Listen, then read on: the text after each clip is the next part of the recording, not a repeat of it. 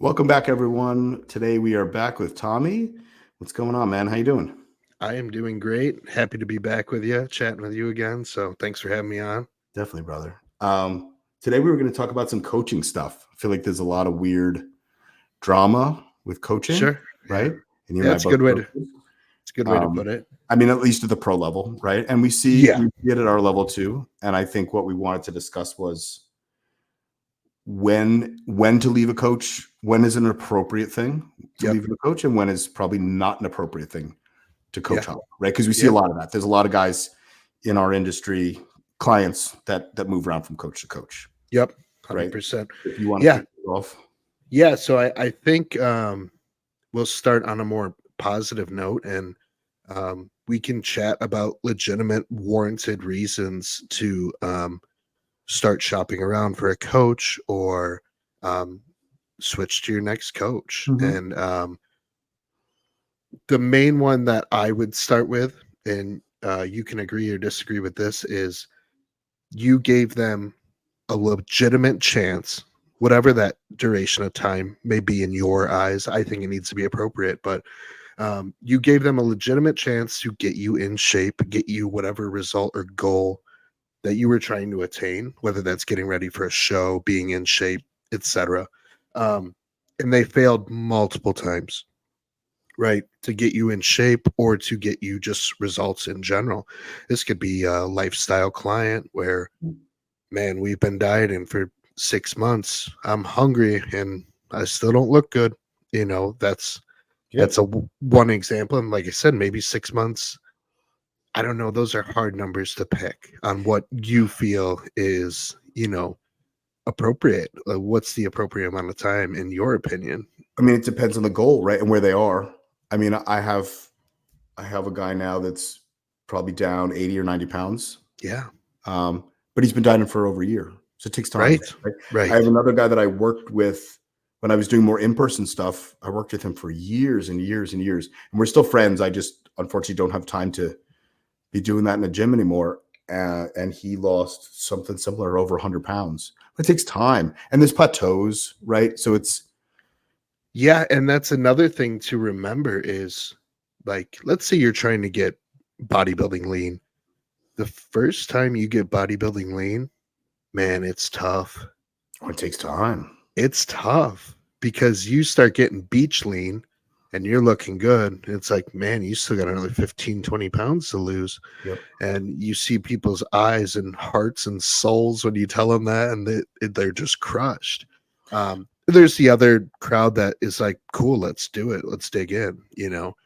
But that first time you get lean, like respectably lean, um, it does take time. So that's Yeah. another thing to factor in. Like, hey, I got abs and stuff, but I'm not contest lean like this guy said I would be.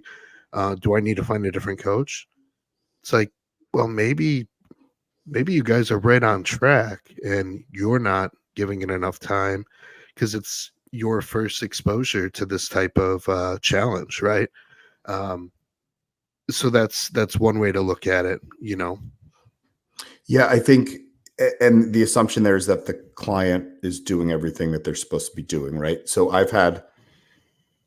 you're a great example, I think, of the opposite of that, right? So I'm just another set of eyes. I'm not your coach. Skip Hill is your coach, but I'm another set of eyes. You and I are close, Yep. and we look at stuff together.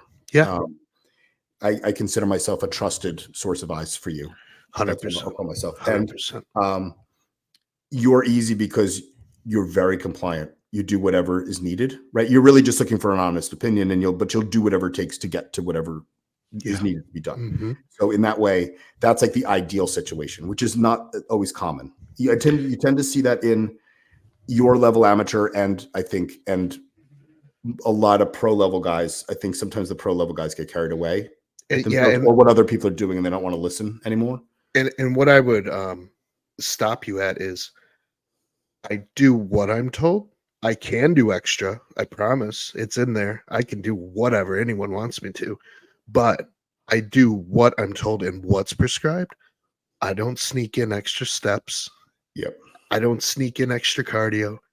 I don't I don't sit in the sauna, a little We longer, got or a what, picture. or I don't do above what's prescribed. And Yep.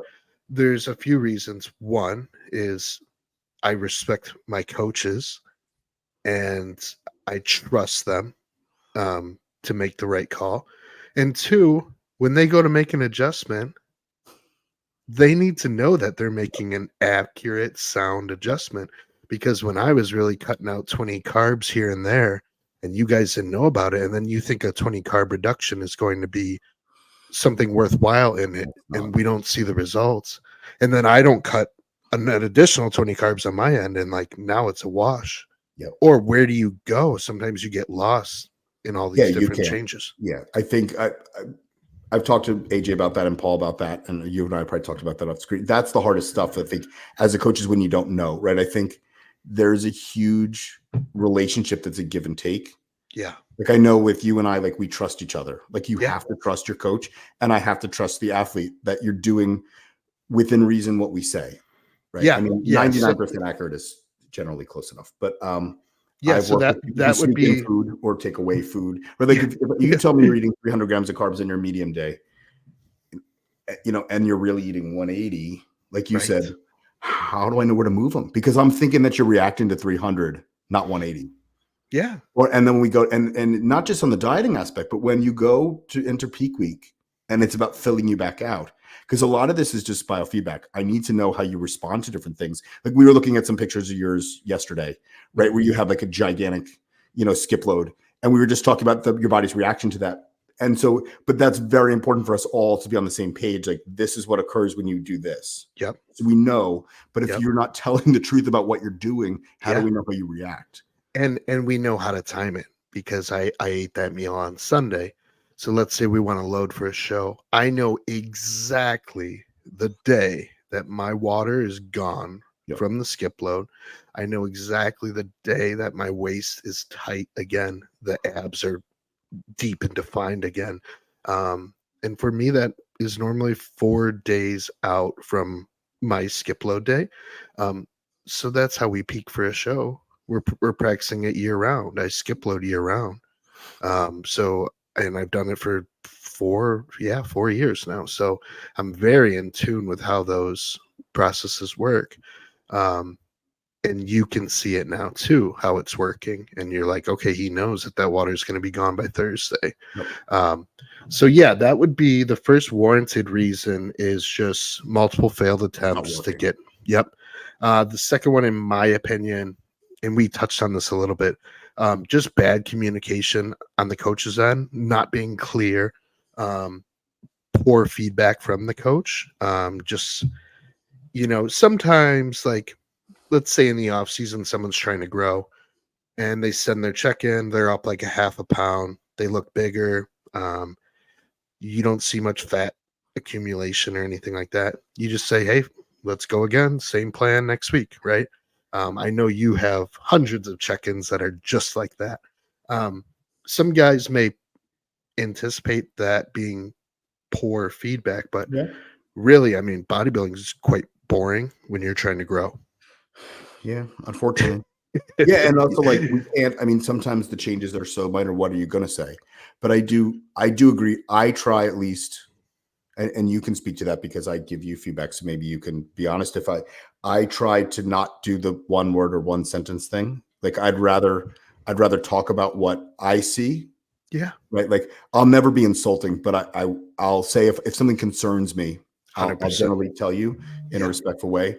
yeah, It is hard when you magnify that out, as you know, as a coach's business grows, it is difficult to manage it. I find I'm coaching from 6 a.m. to whenever I go to bed at night at 10 p.m. or 11 p.m. until I shut my phone off. Basically, mhm, my coaching business runs until I put my phone on airplane mode. yep. And that's part of it, right? Like I wish that there was a simpler way, but that's unfortunately I have to respond to people when they need me to respond. If It's I a big, save it, I know a lot of coaches will save it for these things. I find that very mentally overwhelming. I can't do that. I don't function like that. I don't know if you've noticed, like if you send me something, I respond immediately because I have to. yeah. My clients get the same response time from me because I will put it in my back pocket, and Forget. Yeah, God thank you. forbid I forget. That I would feel awful. So if someone has a question, I tackle it right then and there. Yeah. And we have, Sometimes I'll say, hey, I'm reading this now. Please message me in an hour. I'm caught up in something. yeah. I've done that before. Hey, please get back to me. Text me again in 1 hour. I'm caught up at work, you know. So I've done that before. But I think what I've seen recently on my level of bodybuilder is people are leaving coaches because of the response time, Interesting. not getting questions answered as detailed as they'd like them. Really, they feel left out. And you and I both know some clients have higher needs than others. Yeah. Everybody's different. Yeah, maybe, and that's not a bad thing, but No. maybe they're newer to all of this. Maybe they're just excited and Yeah. eccentric, and they want to talk about bodybuilding all day long, and that's okay too. And it is, I mean, within reason, right? And that's what I generally preface that I'll have whatever conversation whenever it, as long as it's within reason. There are sometimes that it runs out of reasonable, and then it has to be reined back in. Yeah, And from a coach's point of view, just to put this out there, because I don't know if bodybuilders or lifestyle athletes that watch this understand what we deal with. There's also a level of respect that we expect from people, right? Like I have no problem having a personal 100%. relationship. I like to be friends with my clients to some Yep. degree. I think it's Mhm. important to know them. Yeah, But I also think that like sometimes the banters can get too much. It depends. Any of my clients who that's happened with, they're aware of it. So anyone watching this that I coach, if you haven't heard me say it, then it's not a big deal. yeah, that's something I would address as soon as it becomes a problem. And yeah, I mean, I'm friends with most of my clients, Yeah. 99% of them, you know. And really it's none of my guys have I had an issue with one guy in the past where I was getting phone calls at just odd times, actual phone calls, and maybe that's my fault. You know, I don't know. But um that was the only time I really had an issue. And it was addressed, and the guy and I are still great friends and everything like that. So no big deal there. But yeah, I guess that would be another warranted reason is just um, bad communication all around in Yeah. general. Well, your expectations are different, right? Like Yep, what the coaches expect to give and you expect to receive, if that makes sense. 100%. Which it can be different. You know, I have clients that have left other coaches to come to me because they might have needed more attention. So I give them Yeah, more attention than I might give someone else. right. What they need. I have other clients too that like literally they stick exactly to what the plan that they purchased is, and I almost have to check to make sure they're still alive outside of that because they almost feel bad bothering me, and I'm like, you're not bothering me. I have a lot of guys like that. They'll message me like one simple question like, dude, I'm so sorry to bother you. I'm like, Please you're asking me if you should work out chest on Monday or Tuesday. I'm like, this isn't a big problem for me. You're okay. You know what I mean? So yeah, that point there. And then really what I think the next big one would be, and this should really be caught before you hire the coach. But if you're a newer guy, you may not know to look for it. But basically the coach's methodology of how they do things, how they perform things, whether it's carb cycling, maybe they like keto and things like this. It's just no longer aligning with what you believe in that works for you, right? So maybe the guy, maybe your current coach is starting to design drug cycles weird, and he wants to run X amount of a certain DHT, and he wants to keep your testosterone just above TRT. And you're like, man, I just don't believe in that for myself, but my coach is asking me to do that. And it's not something that aligns with me anymore.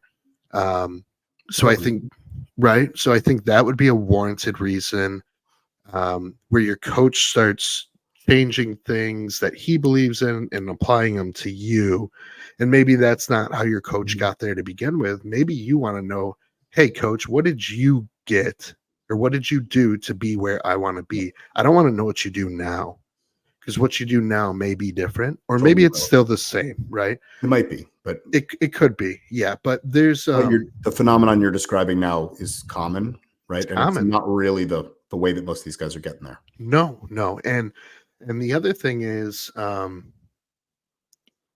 think as coaches, we all have to be careful with that, because what we're doing right now for us and our individual goals isn't going to be right for everyone else. Correct. But we have a tendency, I'm doing this right now, so I feel my client should be doing it. Or you almost start to, I see coaches almost start to experiment with clients. And it's like, no, like, don't, that's not, these guys aren't your test You're not a lab rat. subjects. Yeah. Yeah, no, these guys are trusting you to get them results because of your past experience, not your new fandangled cycles and diets and Yeah. all these little reinvent the wheel tricks that you're trying to try, on guys that want legitimate results from a trusted professional coach, right? Yeah. So I think that's a very warranted reason to leave a coach. What else do you have to say about that? What it's interesting too, because I see a lot. So you and I both interact with tons of other coaches. And like I feel like Yes. there's a where the majority of them are kind of in the same group. Like I know Skip, like we can all talk to each other about different things. And Yeah. I really see three schools of thought really with the technique stuff at this point. I see guys like me and you are probably in the middle, right? I'm at least with food, I'm flexible. I don't really have a dogma. I tend to use carb cycling the most, but I Yep. have guys that I don't even have weigh or measure their food. I teach them other ways to look at food because it's just not Sure. realistic for them. Yeah. I have other guys that eat slightly more fat than other guys, depending on their body type and what they feel good doing, what they're going to Same. do. So I don't really stick to any specifics. And I know you're similar to that. There's some guys that basically do cookie cutter stuff in Yeah. varying amounts. At I the end of also the day, mine does boil down to primarily carb cycling, yep. and then either a skip load or a high carb day. Okay. A lot of my clients will skip load, because they enjoy it. It fits their lifestyle, things like that. A lot of them will have a high carb day or just not do either because they mentally can't afford to go That's off okay too. diet, and that's okay. I'm not Okay, going to great. debate them. I just Yeah. wanted them to get results and be happy. But yeah, what were you going to say next? We Well, were I think, talking. and I also see, three different schools of thought with the gear usage. So I think, again, you and I are probably more in the middle, right? Like I'll discuss this, I'll help plan within reason, right? I'm not recommending, stuff.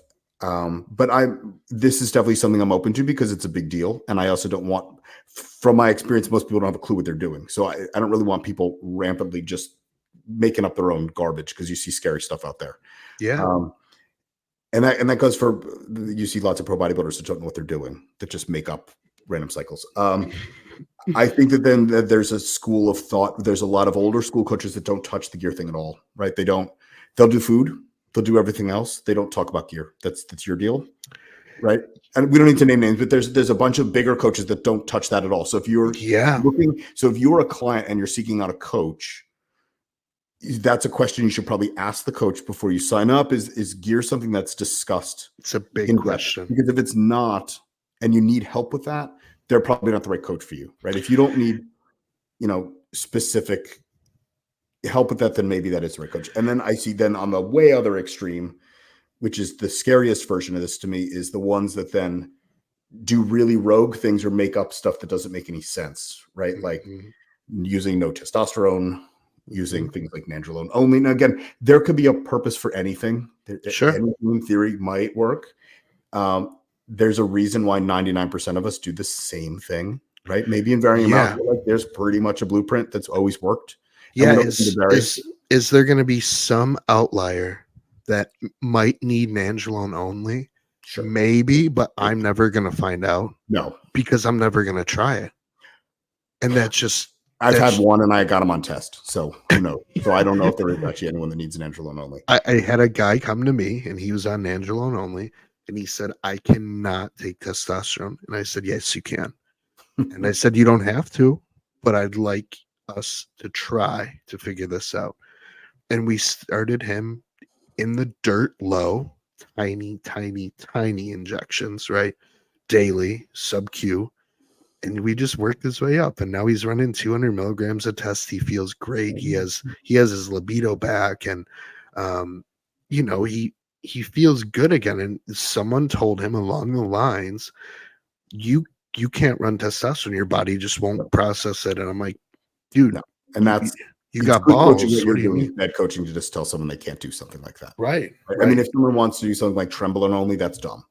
Yeah, exactly. There are certain things that no one does, but if it's a reasonable thing like that, I think then you're doing your job by at least helping them understand better ways about things. But I think that, and same with diet, right? Like, again, we all probably end up doing a roughly the same thing. There's not too much variation between what we all do. No. And even amongst the athletes that are not coached, they kind of all end up in the same place. So when you run across these guys that do these rogue, weird diets, that's to me is a red flag as well. It's not to say you can't experiment with things, but this is not a time to try your new fancy ideas on someone else. No, do it on yourself. Again, it might work for you. Maybe you're kind of guy that eating butter and chicken wings, but like that doesn't mean that like the guys coming to you need to eat like that either. Yeah. Okay, so I mean that's to me is about like if you're not comfortable with anything coach is doing and they can't clearly explain that to you, or there's not a reason why it's happening. That's a very valid reason. I try to make it a point to teach. I enjoy explaining what we do. Like I know when you and I talk about stuff, like I generally have a reason for stuff. Yeah. A reason not to do stuff, but I'm also open to negotiation with things. Like I'm not set in stone. And that's always a good question. Either way, from coach to client or from client to coach. Why? Why do you want to add it? Why are we adding it? Why are we taking it away? Why are you doing an extra exercise here? And maybe it's I just want to try it. Okay, cool. Let's try it. That's a legitimate reason. If it's during show prep, though, probably not. not a good time. Yeah. But you know, there should always be reasoning behind any change you're making, and also you know, not making changes just to make changes, because I feel there's coaches out there who feel obligated to make a change each week on each check-in when really, you know, the client was progressing. Why'd you change anything? Just let it. Clients sometimes get antsy with stuff, right? They do. So that would be that point is the techniques, methodology no longer aligning with what you feel is good for you. And then my little sidebar on that was just the coach starts doing dangerous things. Yeah, absolutely. Gone. Recommending high things, DMP or crazy stuff you're just not comfortable with. You know, what's the number one thing we talk about when we decide to make a change? You say, Tommy, are you comfortable with this? And I say, yes. Right. Yeah. And what are the risks and rewards? Like, what are you going to get out of it versus what? And you're very aware of what can go wrong with things too. Yeah. Right? People need to understand that. I think I see this. So the two most dangerous, I'm not going to go on a tangent on this, but just so people understand, the two most dangerous things that bodybuilders do, regardless of what people want to believe, it's insulin and diuretics. Yeah. Those are the two that you can use correctly. And when you do one wrong one time, it'll kill you. Either one of them. Mm-hmm. Insulin can be deadly. So it's not a joke. So people need to understand when they introduce these things that is not something you play around with just for fun. No. Right. No. And not that any of this stuff is for fun, but that is a serious thing. And at the same time, you better have a good reason to be using it. Yes. That's it. I don't want to go off on an insulin thing. No, we're all good. The coach is not explaining how to use this or, you know, or pushing something that you're not, like, by all means, I would say no. Yeah. The next DMP point. The same thing. DMP, I would 100. DMP is not something anyone should be using. Right.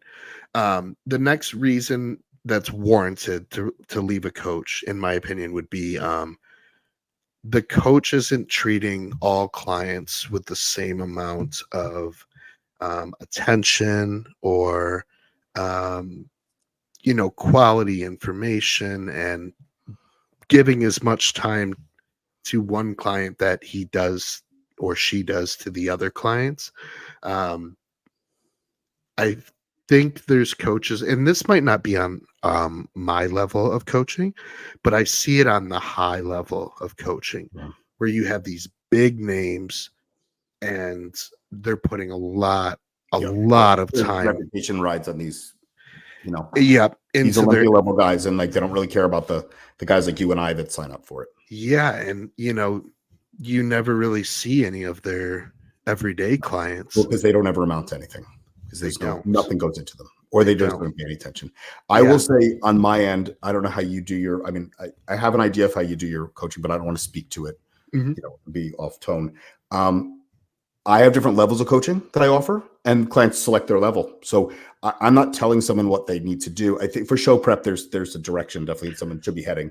Right. They get to pick it, and in there's a description of what they get. So I give what they're basically what they're paying for, right? Yeah. They chose what they want, so Yep. I give them that. And so I do have to give more attention to the people who chose the higher packages that shows that, 100%. versus guys that choose the lowest one, but then need attention every day. That's not necessarily going to jive. You don't get the heated seats if you don't buy the No. higher So, trim level, right? so I mean, Um, that's unfortunate too, but that's, yeah. part of this game as well. If a coach is just offering one level of service, like some of these guys, some of these, these coaches do, then they should be giving equal service to everyone. It doesn't matter who you are. Yeah. Honestly, and I will say this, I find, and again, it's funny that they give these big pros more attention, right? Because it's a reputation. They don't need as much attention. Like if you're Not at making it to all. Olympia stage and you need to get your hand Yeah. held, you got problems. Right. I work with some of those guys, and most of them know what they're doing. I don't need to tell them what to eat. I don't No. need to tell them what to train. There's a reason why they're 260 pounds and they're better than me. They don't need that from me, and they don't need me to hold their hand. No. Right? It's more other stuff that goes on that they need advice with. Yeah.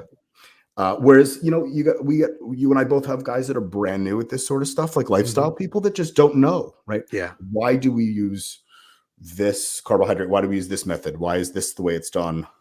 And there's a lot of back and forth, Back right, and to forth. explain Yep. stuff, and that Yep. takes time, and that's totally fine. Like I enjoy that, because if you can be someone's positive exposure into this world, Yeah. that could be a terrifying place. That's Yeah. great. And sometimes I have to slow down and back up like, oh, like I don't want to speak like everyone should know what I'm talking about because people are very new to this, and I have to catch myself sometimes because I legitimately forget that. And I'm like, oh, like you don't know what highly branched cyclic dextrin is. I'm like, I'm sorry, I don't know why I didn't even I don't know why I assumed you did, right? Yep. You don't know why we drink carbs during our training, right? Little things like that where I've caught myself like, oh man, like you need to back up. You've been doing this for 20 years. They're 2 months in, So Yeah. the last warranted reason, in my opinion, um, maybe it's honestly just time for a change. It could be. Happens. Maybe you just have this feeling where you've had good results with your coach. You might still have a great relationship with your coach. You just feel like you're ready to try something different. And then you might realize, and a lot do, they leave their coach, they go to the next, and they're like, oh, you do the same shit the last guy did. It's like, Because we all pretty much do the same because stuff. we all pretty much Yeah. do. And we all talk. That's the Yeah. other funny thing is, like, Yeah. the ones that do that, they have to realize that we all are friends. Pretty much most of the bigger ones know each other. 100%. And we I talk, don't think that Jensen, but I know pretty much all the other ones. yeah, and we talk shop a lot, So So then we can now move to negative reasons, leaving a coach too soon, type thing. My first one would be you had one bad show or you had one bad off season. And you had a bad showing at a show and you're like, this coach sucks. Why, what happened? And that's happening out there. yeah, and and you could argue that it's valid as well, right? But I think you should probably give it or at least have an open discussion with your coach as to what your expectations are and why they weren't met, because maybe you guys are on a totally different page, or maybe what your expectations of what you're going to accomplish at that first show or during that off season is just not a realistic goal, right? If your Yeah. goal is to gain 50 pounds, like at this point, you're pretty advanced. Like if you tell me that your goal is to gain 50 solid pounds of muscle this winter, I'm going to tell you, you're probably not going to obtain that. But like, could we I'm gonna do try. 10 to 15 solid? I mean, on you, that's a massive amount of tissue if we can put Yeah. that on in a year. You know, Yeah. 20 would be like mind blowing, but you're probably not much more than this at this point, right? Yeah. But it's like knowing and having that communication, right? Because you don't tell me what your goal is. Like if I were coaching you and your goal were, you know, to gain 50 and you never say a word to me and we gain 15 solid pounds and you're a totally different person. And we go into the spring and you're like, this really isn't working anymore. That was horrible. Yeah. What do you mean it was horrible? You just gained 15 pounds of muscle in 4 months. Yeah. And we're like, I wanted 50. Yeah. It's funny. It's almost like a love language, right? Like you have this set idea of what you want from a coach, But you don't help them. but you don't speak it, and you know, then us as coaches think we're doing the best we can and everything we With no idea. can, and we're just missing the target completely, right? So yeah, that would be one negative reason, is just not giving the coach maybe adequate time to learn the body and things like that. Sometimes coaches use that as a bullshit excuse, though. Yeah, I can usually figure someone's, assuming they're listening, right? We go back to that one again. Like they're actually doing what I'm told, what they're Yeah, told. of Or course. ask them. I usually establish some sort of baseline diet when I first meet someone, especially with a lifestyle guy. But bodybuilders, you kind of can figure them out easier. They kind of know where they generally are. Yeah. The lifestyle guys, sometimes they don't know. They've never really put any effort into their food. I might do a week, just 1 week of just kind of a baseline diet. And a lot of times it seems low to them because I want to see how they react to food when it's actually weighed and measured.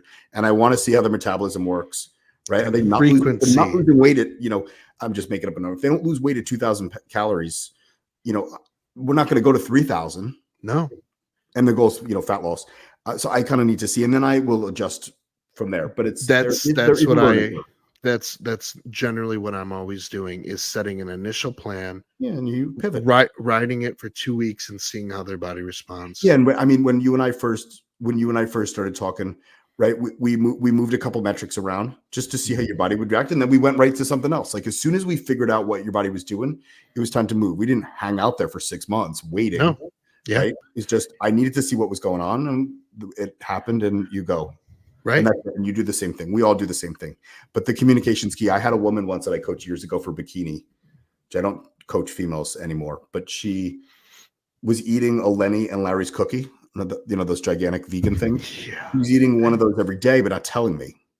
And so her weight loss totally plateaued. And she's a 100-pound girl. Pretty sure those are like 500 calories. Yeah, exactly. A huge amount of her diet. That's like a third of her calories a day in a cookie that I don't know about. Right. So it's like stuff like that. Like I can't fix a problem if I don't know the answer. And in her defense, she just saw it as a healthy snack in the protein bar section at the gas station. Yeah, exactly. He's like, well, this is better than X, Y, and Z, when really that ain't on your plan. I mean, you probably could have had a full sugar Coke and lost more weight than that cookie. And exactly. Yeah, exactly. Nothing help you there. Right. Fiber. Yeah, these next ones kind of they all kind of tie in together. Just looking for magic elsewhere. Bodybuilders are guilty of this for several reasons. And is the grass always greener with that next coach, right? Nope. So looking for it can be, of course. Looking for magic. Bodybuilders start doing this the day they start taking supplements. And they buy their first supplement at the vitamin shop, and they're like, my friend Jimmy takes this and he's huge. So you're thinking, nice, I'm going to go pick it up. I just, got my paycheck, and you go buy the product, you run it for 2 months, and you're like, man, it worked better for Jimmy. Oh, but now Jimmy's using this. That's what it is. That's the trick. That's the key. That's the secret. I got to go get this one now. You get that one 2 months, and then, well, now Jimmy's on gear, And you're like, I knew it. I knew Jimmy was taking tests. That's the secret. Let's get it. Let's go get some tests. And you do this all the way until you're at a pretty decent level of bodybuilding. Because guys that I know that are on a high level still do it. It's gotta be the pros are the Increlex. worst. Yeah. I had a discussion with a men's open pro the other day that I coach, and he was comparing himself to what Nick Walker was doing. He's like, but I don't care what he does. You're not him. We don't do that. Yeah. Well, and it's they and I'm notorious on a side note, and not as a permanent. I'm notorious for removing things from people first. Like, so am I. Like, most guys throw shit at people. Like, oh no, I take everything away. I'm like a bad, I'm like a bad parent. I take all their toys away. Exactly. No more drugs. Like, why are you running this, and this? We can literally achieve that all with this one thing, you know. But yeah, like you know, the growth hormone is one. And don't get me wrong, we all love the growth hormone. Insulin is one.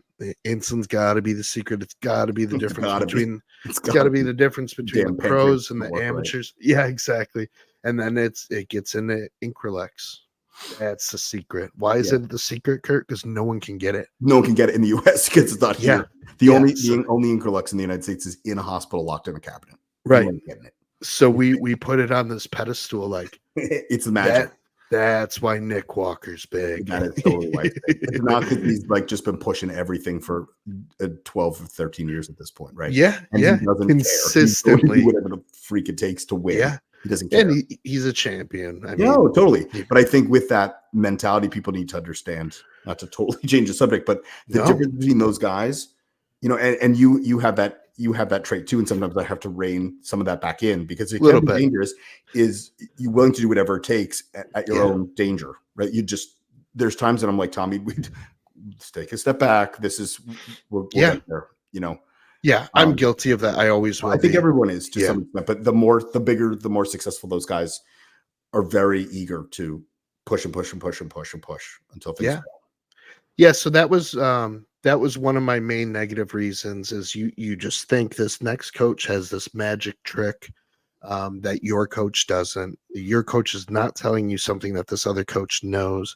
And we do that with a lot of aspects of life, right?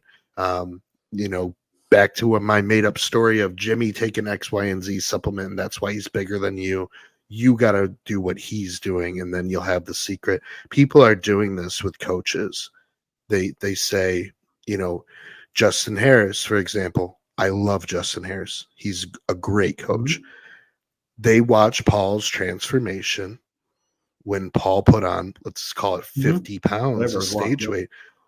Impressive, right? Yeah. And Justin has done it multiple times. These guys that he's doing it with are good athletes that execute. Oh, and Paul and they're consistent. And Justin's methodology is great, of course, right? We all use a version of it. But is it's Justin, or is it just both? It's everything.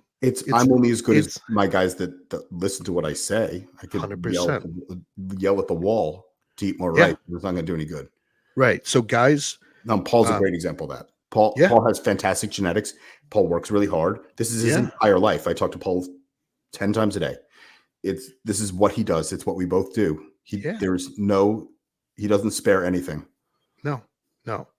And, you know, guys will leave their coach who might be a very good coach, and they'll go to Justin expecting a different crazy result. And they brought the same athlete from this coach to Justin, and they see no changes, and they go, well, shit, maybe Justin Harris isn't that good. It's like, oh no, like you didn't change, and you just brought the same athlete to that next coach. And so, you know, you're the issue, unfortunately. But so yeah, and then I guess I just touched on this. A negative reason to leave a coach would be your execution's poor, your consistency's poor, and you're blaming the coach. You know, you're adding in meals, or you're taking out meals, or you're cutting carbs out of random meals because you didn't prepare, or meals. Right. This is a big one too. I didn't mean to interrupt you, but I No, get that's it. this more, That's you get it more in the lifestyle guys than you get it in the athletes. But at the end of the day, I just want to know. I'm not going to get mad. you If know it's what? 2 weeks from a show, like if you're doing it now, Tommy, I would say, dude, what are you doing? But Yeah. like Oh yeah. you're also not doing that at your level. I see it in lifestyle guys, and I'll never get mad at someone. We just move on from it. But if you Just can't tell tell me, me. yeah, that's all I want to I know. I just I want to had know. a I have a really good client. He's such a good dude. Um, he called me one day and he's like, "Hey, do you have a second for a phone call?" And I'm like, "Oh shit, what's wrong?" So I call this guy quick and he's like, "Hey, I'm going to propose to my fiance. I want to take her out to dinner. We want to have a few glasses of wine and everything like." He's like describing what he's going to eat. I'm like, "Dude, why are you on the phone with me?" I'm like, "Go take your girlfriend out and There's a propose to time her." to I'm like, diet and there's a "But time not to diet. yeah, but I'm just like, that's a good client because he was just honest with me. He didn't have to ask me for permission. I wish he would have just told me the next day, like, hey, I just got engaged, blah, blah, blah. We went out to And I dinner eat pizza, whatever. and I ate pizza. Like, oh, you asshole, why'd you eat pizza? It's like I was so excited for him that he just shared with me that he was gonna get engaged. I'm like, dude, why are we even talking about food and dieting and It doesn't bodybuilding? matter. Yeah, I'm like, just be a normal dude for one weekend. Like, we're gonna be fine. And then Monday we'll be back on plan. Like every meal you are off, you're just one meal away from being back on plan. Yep. So like, no, I don't get mad at people like that unless they're in show prep.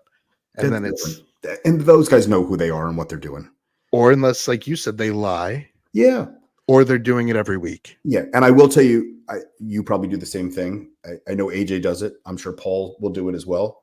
Uh, it's if I have someone that's, X amount of weeks out and they're not going to make it, like it is just not a realistic thing. I'll wait until it's usually 3, 4 weeks. They're not going to make it in a sane. I recommend that they don't do the show. You have to. We'll move on because I don't want to put my name and I don't want them to put their name out there if that's how they No, look. no, and they're going to they're going to be upset at first because they're 4 weeks out. They have their minds set in the back of their mind. Some athletes may know. Yeah. And They there's may. relief. They may. Yeah. Some of them are going to be upset with us, and then a week or two will pass, and they're going to be like, "Man, you were right. I'm ready to kill this next show Yep. in 3-4 weeks. I have a whole new set of motivation and fire under me because you were honest with me, and you just built potentially a long-term client by building that trust and rapport of being able to be brutally honest with them, like, hey man, like you're not going to make this show. It's not your show. That's okay. There's plenty But of other ones. I brought it up because I don't, in my mind, it's not necessarily a reason to leave a coach. I No. think it could be a discussion. Like if it really upsets you and you feel like you were on track to make it, then I think it absolutely should be a discussion. I don't necessarily think outside of very extraneous circumstances that's necessarily a reason to leave a coach. And I No. don't think, I'm sure you're going to bring this up. I don't mean to ruin the order of your No, you're good. You're presentation, good. but I would say that during the end of prep is not a time to ever leave a coach. Absolutely It's not. really not polite. And we put a And lot of effort into would you agree that it happens then very frequently? all the time. All the All time. the I've time. been fortunate that I haven't personally, but I see it happen all the time. And Yeah. and like we talked about before, we're all friends. I'm very hesitant to take someone else's client that decides to leave them at the end of a show. Yeah. I've had the discussion with people before who have talked to me about it. The correct answer is you need to get through this prep with your coach. I'm your friend and you can get through the prep and then we can talk about it when you're done with the show. But I'm not taking someone away from, No. unless the coach is doing harm to them or the Of same. course. Again, that's a whole nother story. But in a normal situation, just because you're hungry and you're in a bad mood, that's part of prep, Yeah. right? Yeah. No, 100%. I mean, you and I have conversations all the time that, you know what I mean, where we have to reset.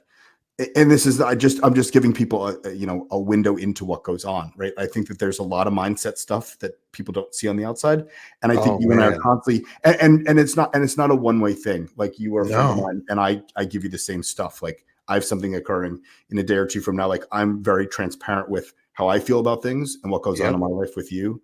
Yep. I think it's very important because we need to have that mutual understanding back and forth. Yeah, and sometimes it's nice to talk to your coaches about things outside of bodybuilding. Um, Oh yeah, because you can develop, like, man, maybe there's something deep going on at home, and maybe that's why your results aren't so good. Maybe it ties back to bodybuilding, and maybe you need a week off training, and you didn't know that you're allowed to do that. But man, maybe you need to go off diet for a couple days, hang out with your wife, whatever it might be, Yep, and just spend some time away from the gym. totally. I've done it for guys during prep. Yeah. We AJ and I talked about this in our show prep series. Okay, yeah. We do a longer, we both prefer, and I'm not Tw- speaking for him, but there was just something we talked about. We both prefer a longer prep. I'd rather deal with a 20-week prep with someone where I have time to give them time off if they need it. 24, And 20 weeks. whatever it Yeah. is, especially if it's a first show. Yeah. You've competed so many times that like you don't necessarily need that, but also like, No. right? I mean, you have other things going on in your life right now that are bigger than bodybuilding. So it's if you Yeah. needed that time off, it's nice to know that you could have done that. Yep. Right. Yep. Yeah, I agree. Next reasoning would be, and it's kind of the same thing. Your own ego is too big to just have full trust in this coach. And my last one ties in, so I'm going to touch on it as well. There's so many opinions on the internet, and there's so much noise. You and I are part of the noise, right?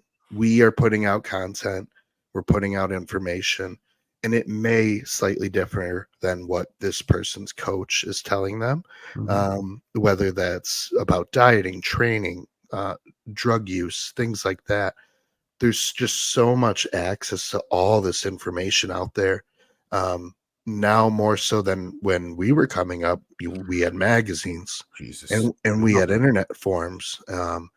And I came up before there was even the internet. I had medical books, right, my parents' shelves, and randomly, if I could afford gas, I would drive to Borders, which doesn't even exist anymore. sure, And I would go look at magazines or medical books. yeah. Outside of what I was learning in school, there was nothing else. That was it. So my dad worked in printing, and they printed muscular development as one of their Nice. as one of their contracts. So my dad would bring me home skateboard magazines and bodybuilding magazines, and we would get the new editions of each every month. But that's where I started getting interested in bodybuilding, is all the magazines, because my dad was ironically in printing. So that's kind of where it all started. But yeah, so now, and I know you likely see this a lot. You tell a client one thing and they said, but X, Y, and Z said this. Whether that's, hey, I think, for example, this is a popular one lately. I think your estradiol is too high. But someone told me that I should have it here because of this reason, this reason, and this reason. Yeah, All day long. but you hired me. Yep. And maybe we can find somewhere in the middle that we agree on, but normally no, because I'm your coach. At one point, you have to say, no, I'm sorry, I'm your coach. And some things are not debatable, in my opinion. Assuming they're not dangerous or anything like that. But like, no, this is what I want you to do, and this is why I want you to do it. And you paid me for a reason, right? I think the only thing that's nuanced there is something like estradiol, I would say perhaps could be more flexible in a lifestyle client. Right? Oh, Like if someone comes to me, 100%. I'm not allowing any guy that's under me to run his estradiol at 100. That's not going to happen. No. But if you come to me and and you're a lifestyle person, and you seem to imagine that it feels slightly better when it's slightly higher, Sure. and perhaps we can play with that game, right? We're Yeah, doing labs, we're because looking at it, we're monitoring. If it's show prep, no. What I say about estradiol goes. yeah, and in the lifestyle, your blood pressure's in range, Totally. your sex drive is great, Yes. your skin looks good, you're not holding a bunch of unhealthy water, and you're still getting good workouts. And yeah, so no, it's we wouldn't be so, oh, you have to be 40 or nothing, right? No. There's a rhyme and reason for everything. Yeah. But show Yes. prep is different than lifestyle. But that being said, I'm always going to run it 99% of the time. It's going to be in range. I'll let guys dabble with it higher to show them what it's really doing. But most likely it's not going to occur. Not under me. If you want to run it high, there's plenty of coaches that'll let you run it silly high. Sky high. You know. Yeah. So that's a a big negative reason to leave a coach is because you're not just shut off the YouTube for a little bit and listen to your coach and hear him out and trust what he's saying. And as long as you can distinguish the difference between hearing other information and not taking it as rule, then that's okay. But when you hear one exciting thing and you want to jump on it, that's not good. That's a bad trait to have. And a lot of us do. That's why there's marketing geniuses. Yeah. That's why we spend money on things that we probably wouldn't have if the marketing wasn't so good. So these guys deliver information really well. They're well spoken. They're normally educated, and we hop on it as rule. And we, in the back of our mind, we probably know it's wrong. Your coach is telling you, no, I don't agree with that. And I've been doing it for this long, and we've never done it that way. Why would we do it now? Well, no, I really like this guy, and he said this is the way to do it, and this is why he said. It's like, all right, honestly, like, you should probably be working with him then. Yeah. And I think as a coach, that's okay for us to say sometimes. Yeah. And I get with, not to dwell on the estrogen thing, I see it now. It's funny. I get tons of people sending me screenshots of me being discussed in forums and on Facebook and in the HRT group and that. So it is out there, right? What people's opinions are. If you want to listen to my opinion, then work with me. If you want to listen to someone else's, then work. I don't really care what people do. Yeah. I don't have the time to worry about what everyone in the world is doing. No, not my problem. No. Yeah, because we just have to focus on our guys and get them results, because that's what we do, and that we do it well too. That's so people can say whatever they want on the internet, but if your guys are getting results and they're happy and they're willing to tell other people about you and they're healthy, and that's what matters, right? That's all that matters. Whatever anyone said about you or anyone else on the internet, it doesn't matter, because it's going to happen, And when we put ourselves out there, we're signing up for that. So yeah, definitely, we have to expect it to happen. With it. Mm-hmm. I think that's probably a good place to wrap this up, and then next 100%. Time we can talk about what to look for in a coach, right? Like how to hire. And again, I don't think that needs to be a shameless plug for either of us, because I'm the first to recommend other coaches. I could list. I try to say that to you all the time. I think it just the general traits, right? Because there's a lot of individual variability in what you're looking for in someone. Yeah, and sometimes it's just likability. Totally. Like, and Kurt, I get it, right? We're not likable by everyone, so it doesn't matter. Yeah. Well, there's reasons I hired Skip and I stay with Skip, and there's reasons I hired you and I stay with you. And one of those reasons is you guys are just likable. And I view you as like, oh, these are just normal guys, and I can have a conversation with them. I can build a relationship with them. And for a coach, for me, that's important. But yeah, I think that will be a good next segment, is choosing the right coach for yourself. How do you do it? How do you decide to stay with them, and everything like that? Yeah, so maybe some questions to ask them when you first, review, or ask ask people to work with them. 100%. Like I'll give, like I know with me, like if someone wants references, they can talk to any of my clients. Doesn't matter who. Yeah, it doesn't. I'm confident in my services that they can talk to any one of the 90 plus people that I directly work with at this moment. Yeah, any of them. Yep, I agree. Cool. Awesome, Tommy. It's always great seeing you. Very good, dude. Cool. So thanks everyone. If you could like and subscribe, I'll link Tommy's stuff down below. Appreciate Tommy it, Coach. And you put that's where you want people to reach you, at Tommy John Coaching. Yeah, you can find me at TommyJohnCoaching.com now. My website's live now, so you guys can inquire there if you're interested in that. So awesome. Cool. Cool. Thank you so much. We'll be back in a couple of days. Absolutely. We'll be back in a couple of days with the how to find a coach. Perfect. Cool. Take care, guys. Thank you.